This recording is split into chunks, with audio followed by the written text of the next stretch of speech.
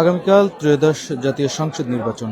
এই সংসদ নির্বাচনকে কেন্দ্র করে ঢাকার বিভিন্ন ভোট কেন্দ্রগুলোতে নির্বাচনী সরঞ্জামগুলো পৌঁছে দিচ্ছেন কর্মকর্তারা, এবং সেগুলো যে সকল নির্বাচনী কেন্দ্র রয়েছে এবং ভোট কেন্দ্র রয়েছে, সেই ভোট কেন্দ্রের দায়িত্বশীল যারা রয়েছেন সেই দায়িত্বশীলরা কিন্তু এই ব্যালট বক্স, ব্যালট পেপার সহকারে নির্বাচনী সকল সরঞ্জাম কিন্তু গ্রহণ করছেন। দর্শক, আমি এই মুহূর্তে আছি ঢাকার তেজগাঁও সরকারি উচ্চ বিদ্যালয়ের মাঠে। এখানে দেখছেন আজকে সকাল 10টা থেকে আনুষ্ঠানিকভাবে নির্বাচনী কর্মকর্তারা কিন্তু বিভিন্ন নির্বাচনী ভোট কেন্দ্রের যে দায়িত্বশীল যারা রয়েছেন ঊর্ধ্বতন কর্মকর্তাদের হাতে কিন্তু তারা এই ব্যালট বক্স সহকারে ব্যালট পেপার সরঞ্জাম কিন্তু হস্তান্তর করছেন। এবং যেমনটি আপনারা জানেন, ত্রয়োদশ জাতীয় সংসদ নির্বাচনের আনুষ্ঠানিক প্রচার গতকালকে শেষ হয়েছে। এখন শুধু অপেক্ষায় ভোটের জন্য অপেক্ষা করছে সারা দেশের মানুষ।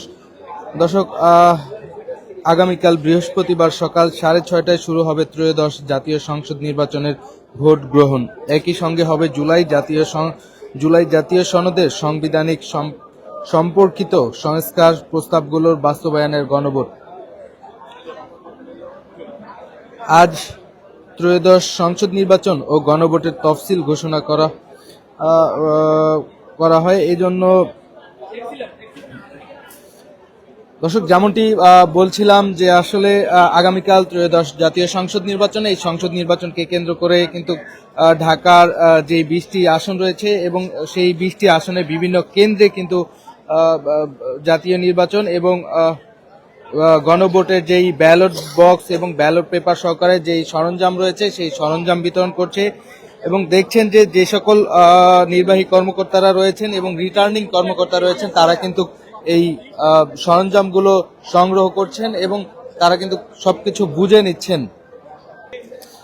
দর্শক, যেমনটি বলেছিলাম, ত্রয়োদশ জাতীয় সংসদ নির্বাচনের আনুষ্ঠানিক প্রচার শেষে এখন দেশবাসী ভোটের অপেক্ষায় আছে। আগামীকাল বৃহস্পতিবার সকাল 7:30টায় শুরু হবে ত্রয়োদশ জাতীয় সংসদ নির্বাচনের ভোট গ্রহণ। একই সঙ্গে হবে জুলাই জাতীয় সনদের সাংবিধানিক সম্পর্কিত সংস্কার প্রস্তাবনার বাস্তবায়ন ও গণভোট।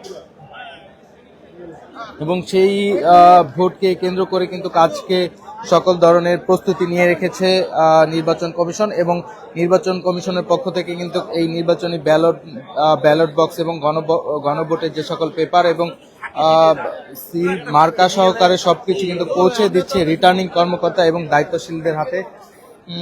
আমরা দেখতে পাচ্ছি এই মুহূর্তে একটি ঢাকার একটি কেন্দ্রের জন্য যেই ঢাকা 12 আসনের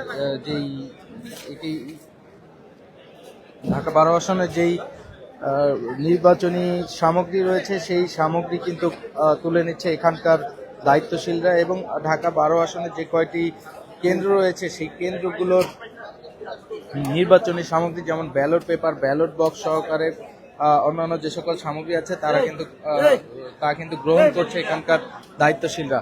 দর্শক, দেখানোর চেষ্টা করেছি তেজগাঁও সরকারি উচ্চ বিদ্যালয় মাঠ থেকে যে ঢাকা 12 আসনের নির্বাচনী যে সকল সামগ্রী আছে সে সকল সামগ্রী কিন্তু গ্রহণ করছে রিটার্নিং কর্মকর্তা সহকারে ঊর্ধ্বতন কর্মকর্তারা। দর্শক, এই ছিল এখান থেকে সর্বশেষ। পরবর্তী সকল আপডেট পেতে ডেইলি সান ফেসবুক পেজের সাথে যুক্ত থাকবেন। ধন্যবাদ সবাইকে।